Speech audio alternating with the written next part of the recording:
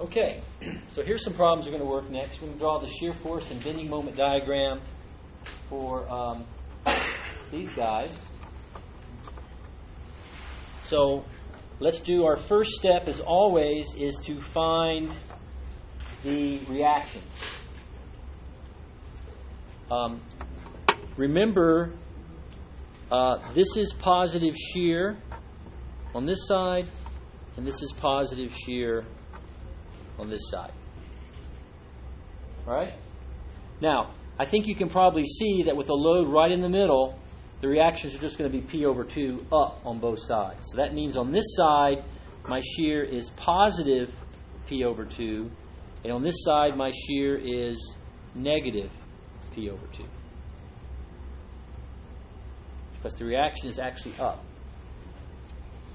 And no moments, right? No moments at the pins. So let's start with our shear diagram.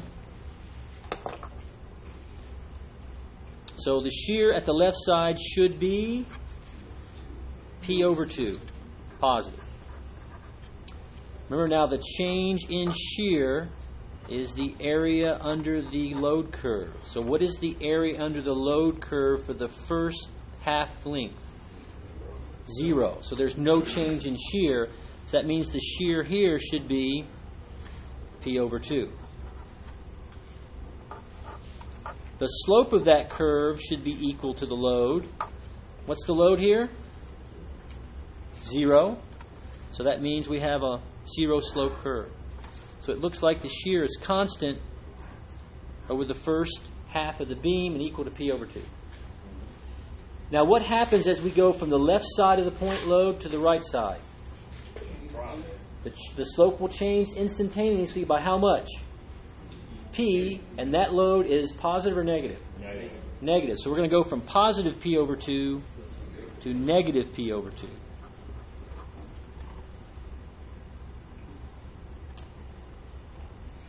Go back to our relationships now. The change in shear now from L over 2 to L is the area of the load curve. And what's the load? 0. So there's no change. So I should hit minus P over 2. Does that match my reaction? It does. And what's the slope of the curve in between, or the shape of the curve? What's given by this relationship? What's the load? 0. It never changes. So here's a curve with a constant slope of 0.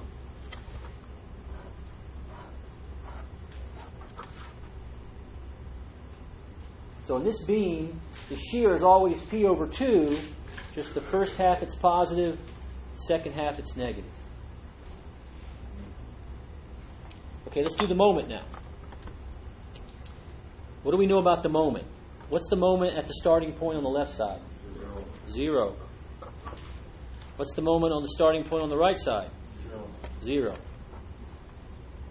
So let's do our equations that say the change in moment is the area under the shear diagram. So over the first half of the beam, what's the area under the shear diagram? Base times height. Looks like PL over 4. So if I start at 0 and I add PL over 4, I get PL over 4. What's the slope of the moment diagram? Well, it's equal to the shear. What's the value of the shear in the first half? It's positive, and it is constant. So I have a positive slope. It's constant. Now from L over 2 to L, the change in moment is the area in the shear diagram. And what is the area under this part of the shear diagram?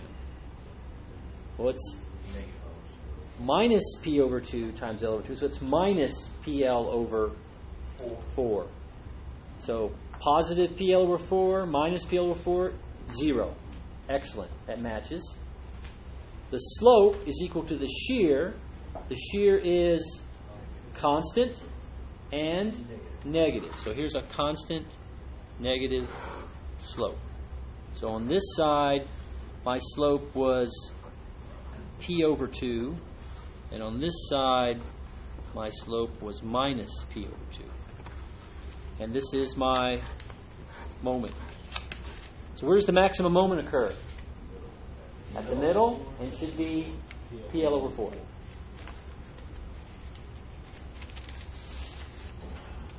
Exciting, isn't it?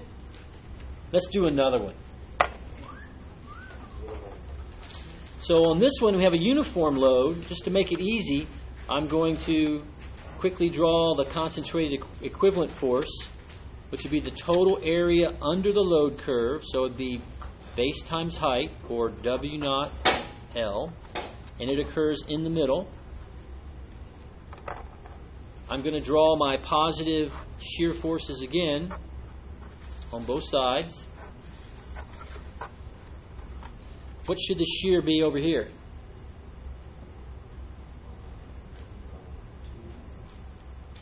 Well, the reaction will be basically each support gets half of this, so it should be W naught L over 2. This side it's positive, and this side it's negative. So when I start my diagram for shear, starting from the left, moving to the right, what's the shear at the left side?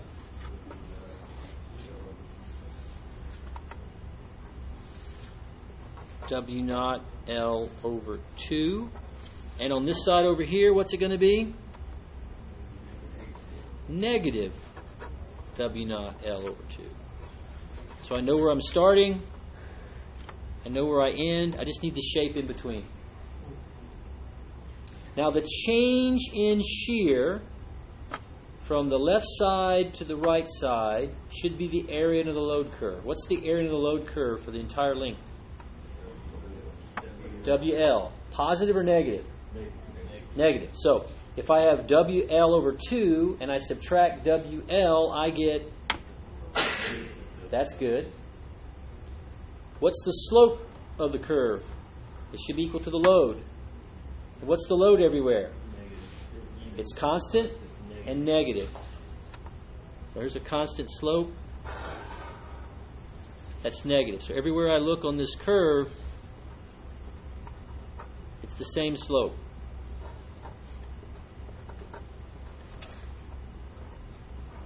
Now something important has happened.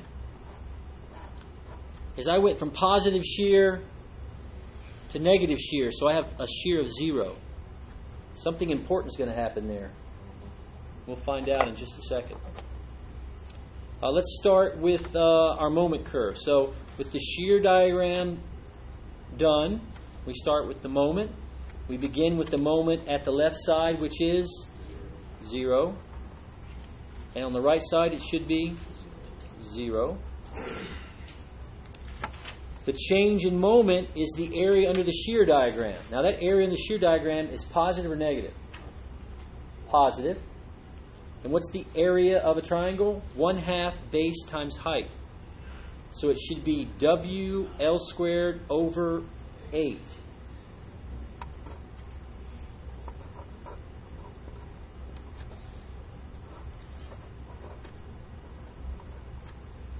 What's the shape of the curve in between? Well, according to the relationship, it should be the shear. What's the shear as we start off?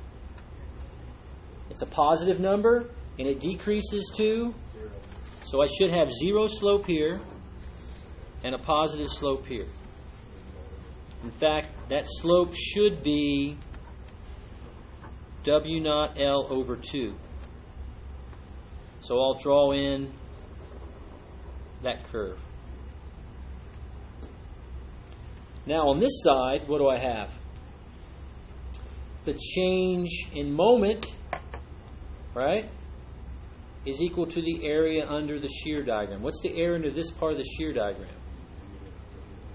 Triangle, 1/2 base L over 2 times height minus W naught L over 2. That's negative W naught L squared over 8.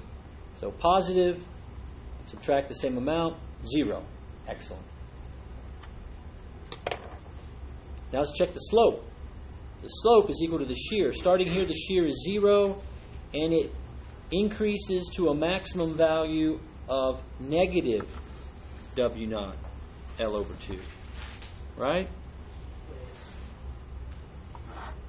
So So this side, I should see negative W naught L over 2 to 1.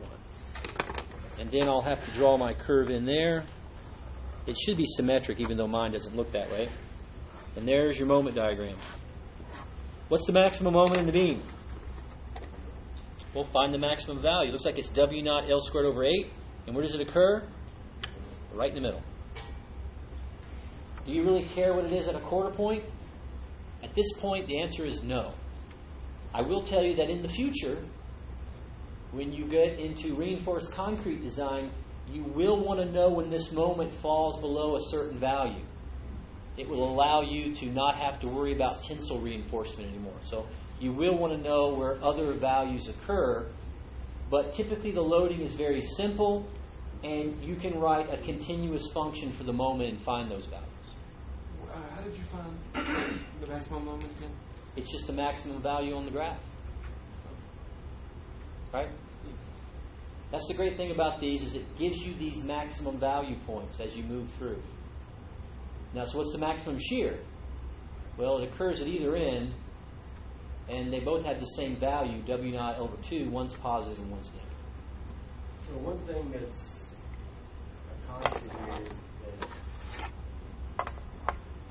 if there's a point load, the shear diagram is rectangular. No. If there's a point load, the shear has this change. So let me write that in since you said that. Remember that at this point, the change in shear is equal to that minus P. So we have an instantaneous change in shear at a point load. You see what happens to the shear as we move through a uniform load or any other load? It changes gradually. Okay, I see. So the only time you'll see this step is if you have an applied force. And we haven't got to problems like this yet, but you may have an applied moment in a beam, and you'll see your moment diagram jump before and after an applied moment. Okay, I'll stop these.